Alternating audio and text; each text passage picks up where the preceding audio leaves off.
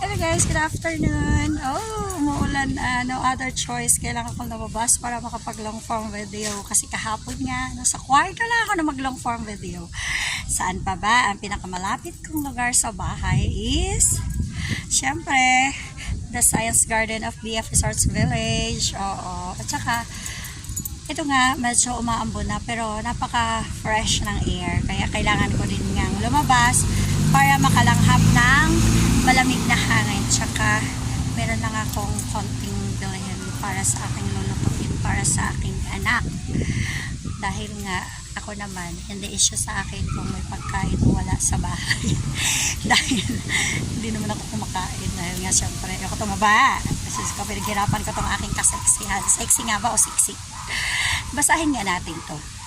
Las Piñas Host Lions Club Incorporated, District 301-8 Republic of the Philippines Club number 023485 Charter 30 November 1958.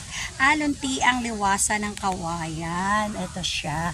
Kaya may lion kasi Las Piñas Lions Club. Rotary ba? Oo. Kaya pala. Ngayon ko lang siya nilapitan at basahin. Lunti ang liwasan ng kawayan after the bamboo, the resilient, humble but majestic tree likes grass that always triumphs over adversity. Let this symbolize the dignity and strength of our great city, our verdant home. With the blessings of God, our Almighty Father, the 12th day of June 2008 marks the beginning of our renewed and lasting commitment to the service of the people. Ayun. Yan yung mga member, mga kilalang tao dito sa Las Piñas. So, yan pala yun. Ngayon ko lang siya nilapitan.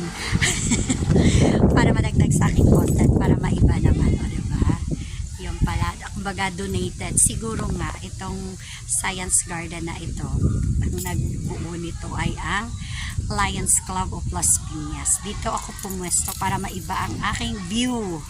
Actually, mga ano to, nakapaligid dito mga puno ng mangga. Nung tagmangga pa, way back April, May, dito ako namumulot ng mga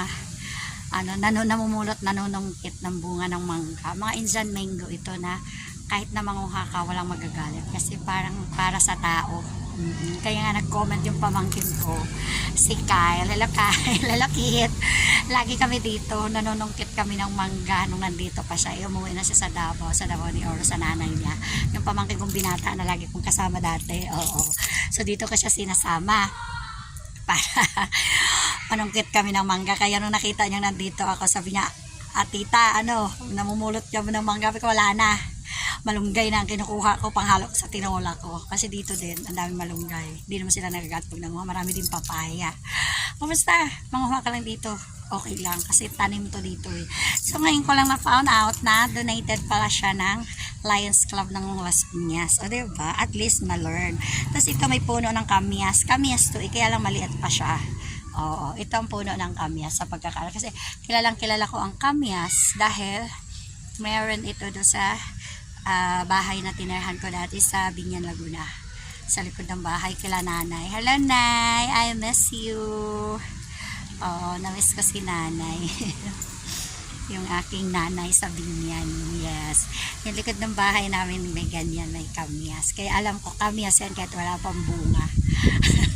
Pero ito mga puno dito, lahat ito ay puno ng mangga.